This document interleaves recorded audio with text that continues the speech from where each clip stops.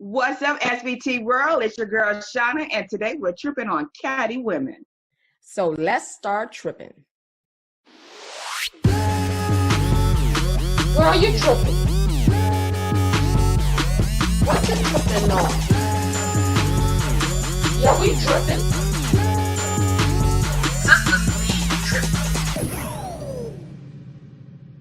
So today we're tripping on an article written by Elise Wiles, whose expertise is in mentoring, serving at-risk students, and corporate training. And what she's saying is, in this article, how to deal with catty women in the workplace, change the way you view women who are being catty and mean, confront catty behavior directly, document behavior in abusive or that is preventing you from reaching your potential at work, and take care of yourself. So those are some of the topics that we're going to go through. Catty women, and this is my opinion, I think when you catty, I think it's coming from insecurities, or it may be competitive a little bit. I think catty women who are just, with the sneers and the laugh and the rumors, I think it's coming from a place of insecurity. So yeah, self-hatred, I think that's a little bluntly putting it, but I think there's definitely some insecurities with self that you feel the need to attack somebody else to make you feel better about yourself. Hey, women who have a strong sense of self are less likely to treat other women poorly. When you can view the mean women in your work environment as people who are suffering, it makes it easier to bear their insults and other rude behaviors. I recognize when those type of unwanted traits come out in myself, and I pay attention and I recognize it, and I try to nip it in the bud when I'm being nasty, rude, mean. And most times that don't really come out to people in your workplace. Who's the first victims of that type of behavior? Your family members. So, I be trying to check myself before I even get to work. Like, oh man, I just that in that moment, my little daughter's Amore, she may have done something that I didn't like, and I responded in a very hasty, nasty, mean way. I mean, it's nothing that would be detrimental to her, but still, I check myself. Now, just imagine people who's just going through their day and not even checking themselves before they even get to work. So now they're bringing whatever attitude they woke up with in the morning, or whatever caused them to have that attitude spike in the morning, they bring it on into work, but they never take the time to really check themselves. When you're dealing with a catty woman who is insecure, the flip side of that is that you have to be secure. Yeah. And if you are securing you, dealing with another person who has insecurities and who is hating on you or being catty, when you're secure enough in yourself, you don't take it personal. When you're dealing with a person who have insecurities, if you don't take that personal, and if you are secure in yourself, dealing with a catty woman is just like dealing with a baby, dealing with a child. Like the author is saying, that this person is coming from a place of hurt. They have self-hatred. In my eyes, that translates of having major insecurities. Having to come across a person who's being catty with me, I'm secure in myself enough to not take it personal.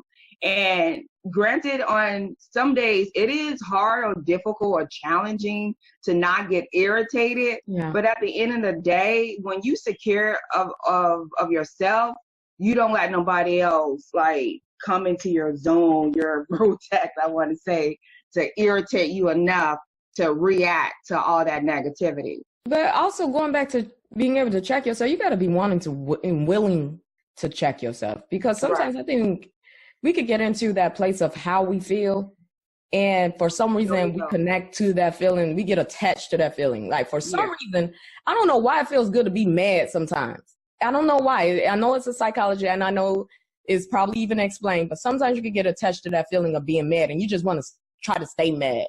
Well, I think it's not necessarily the feeling of wanting to be mad. It's more so of wanting to be right, because when you are right, it give you a pass to display to behave in whatever manner you want to behave in. You know, like, because when you mad, you feel like you right. And the more the person rejects, the more the other person says that you are wrong, the madder you get. So it feels good to feel mad, because when you feel mad, you hold it on to that notion that you are right and they are wrong. But but just strictly dealing with catty women who just always got something something nice to say. I wish always have something mean to say, snotty looks and things like that. Like the doctor said, they're coming from a place of self-hatred. That's putting it bluntly. I think it has to do with a lot of insecurities. How do you combat that? You have to have, you need to be secure in yourself enough not to take it personal. So the next one is confront catty behavior directly. Going back to approaching somebody directly, the reason why I don't know, I kind of shy away from that, because I am a direct person. And if I have an issue with you, and if it came to the point where I have to verbally say something to you, I just feel, I struggle with candy coding it. And I don't think you should candy code it. How do you professionally approach a catty woman directly with being assertive and also being professional? Well, let's see. Well, here's what they say, though. They say, for example, if you overhear someone talking about you in the bathroom, walk up to that person later and let them know that you heard her remarks and believe it is a good idea to discuss the problem. Never lower yourself to playing a catty woman's games. Should you confront? So I don't know. Do you wait till later to confront a person? First of all, that question of do you confront? Definitely you confront, especially if you overhear and they still continue to talk about you. Well, then they want to make sure that you heard it. In that case, you definitely confront it like right away. Like, okay, look, I couldn't help but overhear you talking about me. And there's nobody else that you could have been talking about because your details are way too specific. You have issues with me, let's talk it out. You know what I mean? Right. Let's talk it out. And see, and that's what and see, that's that's what I struggle with. I don't know if it's because of my age, but I guess it depends on what it is. Cause for real, like if I heard somebody talking about me in the bathroom, one, I know they want my attention. Knowing that already going to put me in a place to just ignore you more in order for me to say, hey, stop talking about me. Because here is the thing. And I guess the situation is different because of my age. And I'm not that old. But if I heard people talking about me, one, they're trying to get my attention. Whoever they're talking to is looking for me to react. And I'm not the type of person that's going to, and I work on this every day. I'm not the type of person who wants to react to negativity. Like if it was something like so crazy, I think I would probably talk to a manager first to deal with it, because I just feel like at this point it'll be like a mood point. Like you want me to you want me to say something. If they talking about you in your face, you attack it head on. But if they in a crowd or even in the same room when they're talking about you, just ignore it, because what they're trying to do is get your attention. What you want to do is ignore that. Some things you can ignore and some things you can't. Right. There's just some things you can ignore. Okay, so what can you ignore? You can ignore somebody that's saying something petty about, probably what you have on or the way that you talk or something. But if they're saying something about the way you do your work, the way you communicate with other people, interact with other people, or even communicate with themselves, then again, I agree with you. It depends on how detrimental it could be to your reputation. Right. If it's something that you could nip in the bud, like, I'm going to just throw a name out there. Okay, you all, I'm just going to throw a name out there and just say Lauren. No insult or anything to any Laurens. I know a Lauren. I know, I'm just going to use the name of Lauren as an example for this example. I know a Lauren. Okay. So I'll be like, so Lauren, wait a minute, you said that you didn't like the way that, I handled that phone call the other day. What was it that you didn't like about it? But if she's saying something like to the point of where I'm just disrespecting the other person on the phone call, or I don't know what I'm doing, then at that moment, yeah, you probably don't want to confront them head on right away, because if they're saying that you don't know what you're doing, then they're trying to hurt you for real. Like, they really trying to hurt you, because that type of talk could get back to your manager. That type of talk can even spread on to other people that has no direct involvement with your work. However, it could be somebody else looking at you for, other reasons, potential promotion opportunities. Who knows? Who cares? But then at the same time, I don't know. And I just want to say to wrap that up, I'm going to repeat what you told me before, is that first, check your ego, check yourself. Oh, man. Make sure that you come in from a place of curiosity. Yes. Before you approach this person. Mm-hmm. So don't come to this person. Like, if you want to confront someone head on, make sure that you're not upset and angry.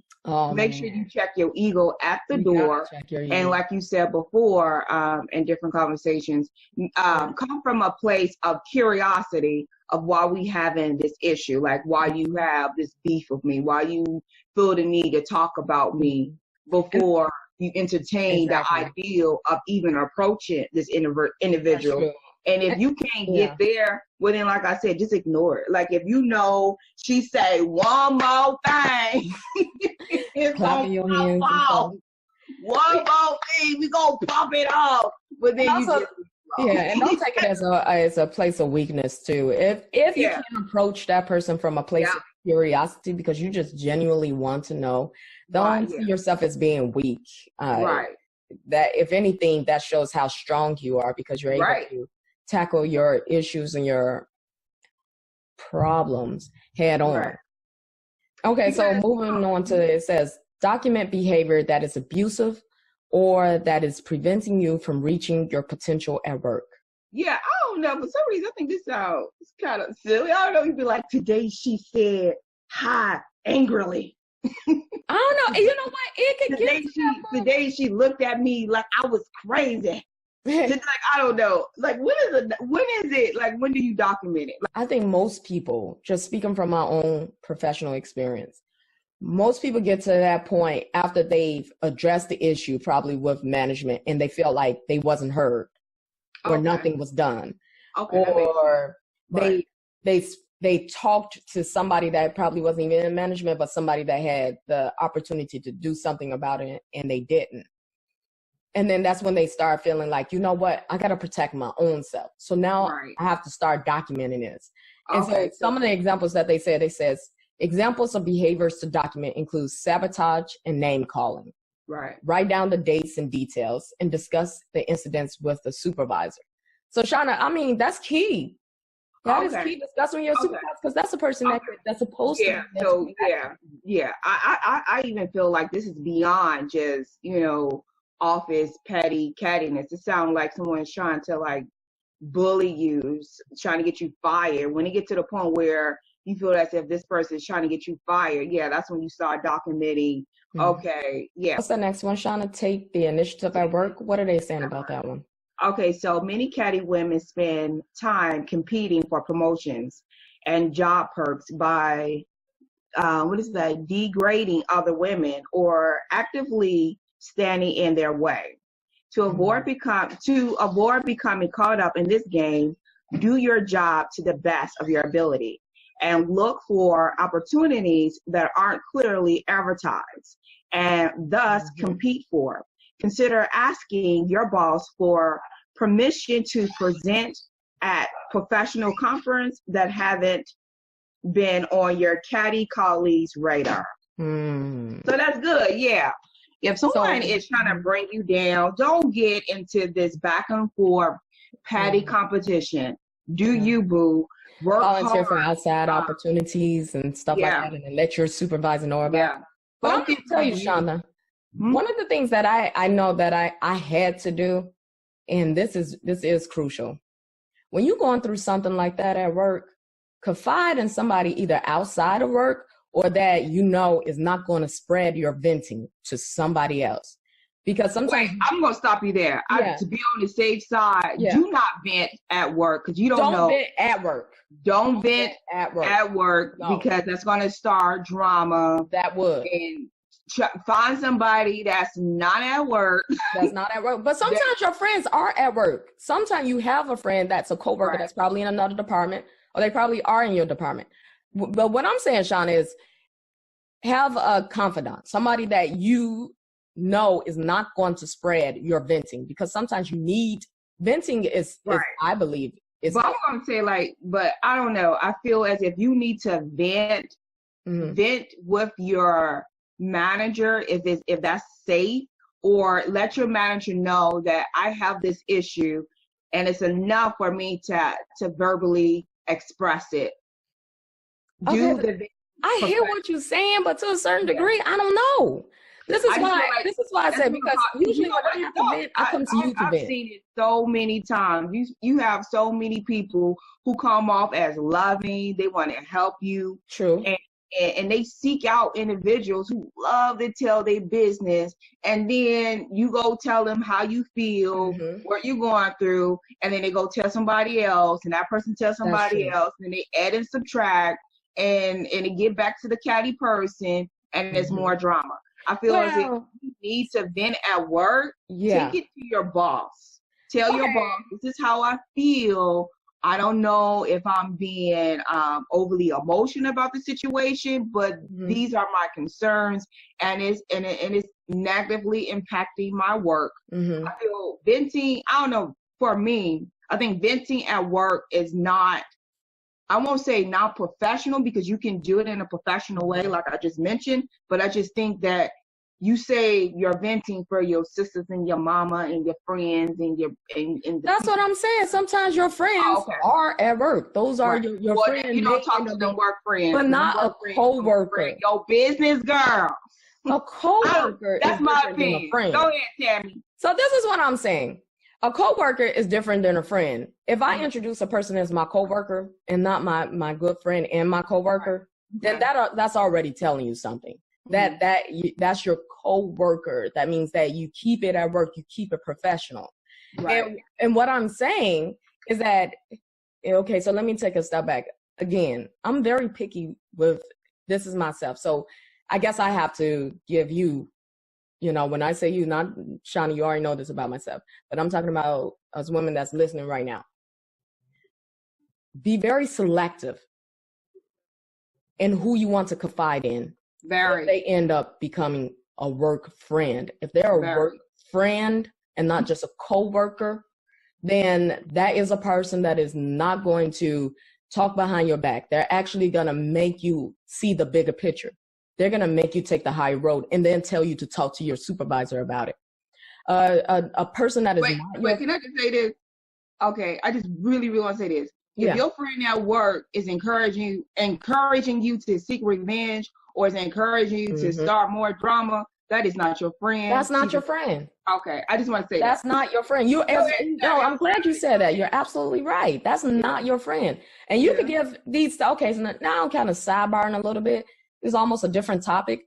But if you ever want to find out who is, and I think bad friends, we did cover this in our previous episode, getting bad advice from so-called friends. Right. But if you ever wanted to test, and it, kind of test out, and I'm not saying playing games, but if you wanted to test out a coworker to see if they could be a potential friend because they've exhibited some things, some qualities that you like in a friend, you all have some connections, some chemistry, and you want to take it to the next level of, man, is this a girlfriend that I could really just, talk to when I really need to talk to them? Then, if you tell them the smallest thing and it never gets back to you, if you tell them, something that could be potentially, I don't know. This is my thing. I pay attention to people first before I even confide in them about anything. I look at their work ethic. I look at how they interact with other people. I look at what type of groups they hang around. Yeah. you know, and if they hang around anybody for a prolonged amount of time through eating lunches, you know, going out for lunch, taking walks with people that are Birds of not, a feather flock together, you girl. know what I'm saying, that are not going to like bring you down. Mm-hmm. That's people that's actually about their work, and you don't hear them Right. talking bad about anybody, then you may have a potential friend at work Right. that you could vent to. That's what I'm saying, Sean. And I just want to say, there's nothing wrong with having work friends that you just say hi and bye to. Hi, I wouldn't girl. consider them. That's Girl, not a I'm friend. good. See, I'm protective of that word, friend. If I just say hi and bye to you, then we're cordial. We're good Work coworkers. friends. We're good coworkers. And I think we all are friends. I just like to call them work friends. In my head, that means that we say hi and bye. We talk about, like, you know, superficial things, stuff like that, and, you know, keep it moving. no. Get back full circle. Why I said I think venting could be helpful if you're venting. Oh yeah, that's right. If you're venting to a person that could actually help you and won't further hurt you. I don't know. Moving on. This is my thing, because you need to say this real quick. You keep cutting me off every time I try to explain why I said venting. Well, you're talking too much about it, Tammy. Go ahead. Because you're uncomfortable with it. If we could have got past this if you just let me finish what I was gonna say in the first part. I'm sorry, friend. You're friend. uncomfortable with venting with somebody that you can confide with at work. But I'm saying, if that person is inside of work or outside of work, just make sure you could trust them. And the reason why I say sometimes you want to tell them about what's going on before you actually bring it to your supervisor sometimes, or your manager, is because they could, and again, this is if somebody is always trying to make sure that they thinking from management type level. That's even better. If you got a friend that could think from a manager point of view, let them know how you're feeling, what's going on. And sometimes when you speak out what's actually bothering you, it may very well make a lot of sense, or you can see that some of your own ego is inside of it. And then that person could probably tell you, you know, okay, this is what's really bothering you.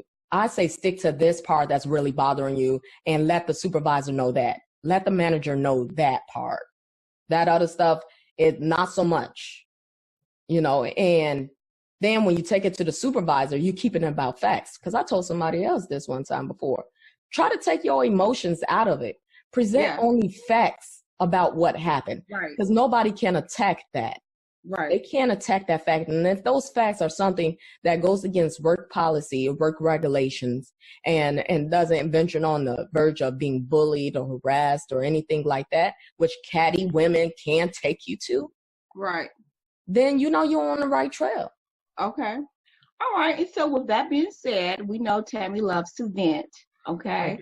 And she said a lot of good things. But personally, don't go at work venting, child. They're going to tell all your business and make it worse. Okay? Okay. Vent to your mama. Tell your mama. Okay, moving on. Moving on. Take care of yourself. Tammy, go for it. Take care of yourself. Okay, they said, Holiday and Rosenberg point out that victims of this sort of aggression often experience depression and anxiety because they're not venting. They take time out of your day and engage in activities that nurture yourself, and spend time with friends who affirm your value as a human being. In order for a friend to affirm your value as a human being, what you had to probably have had to do with them, probably vented to them about what happened. Okay, Tim, I won't give you the venting part. Yeah, okay. If you keep all that negative energy built up, you're going to have anxiety. Gotta release it. Meditate. Tell your mama. Take a walk. Tell your mama. Tell your mama on them. So take care of yourself. Yeah, most importantly, take care of yourself. Yeah. But I think this goes back to the first point I made when discussing this topic. Okay. Catty women are insecure. Yeah. And so I guess you would probably say, well, Shauna, what if I'm insecure too?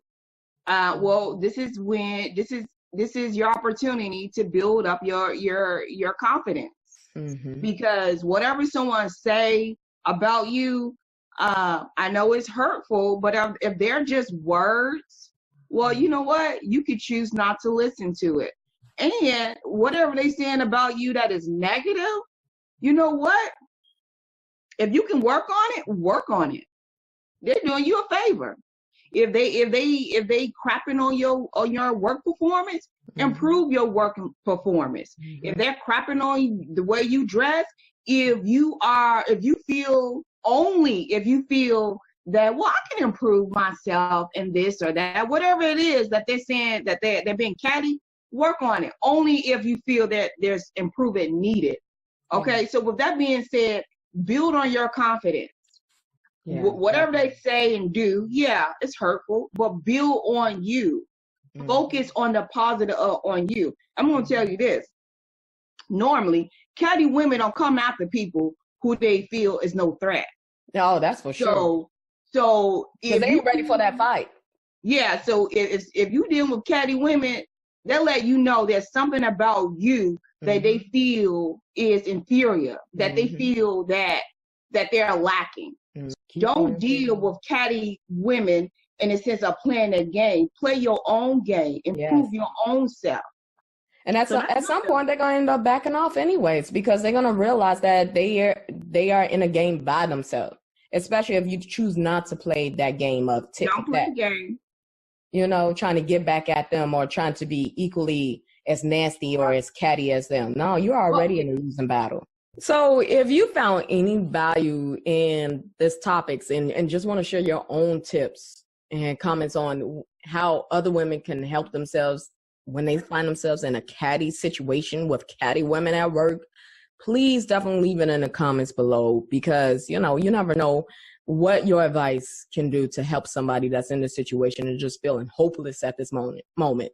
You know, they feel like they're being attacked and they don't exactly know how to handle it. So if you feel like we missed some things that could actually help a person that finds themselves in a catty situation at work and the workplace, because that's mostly what we covered, then please leave it in the comments below.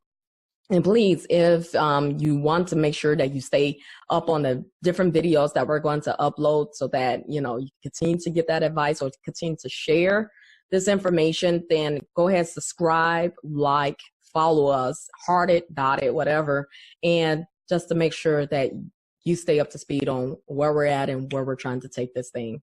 And always let us know what you're tripping on. Yeah, let us know what you're tripping on.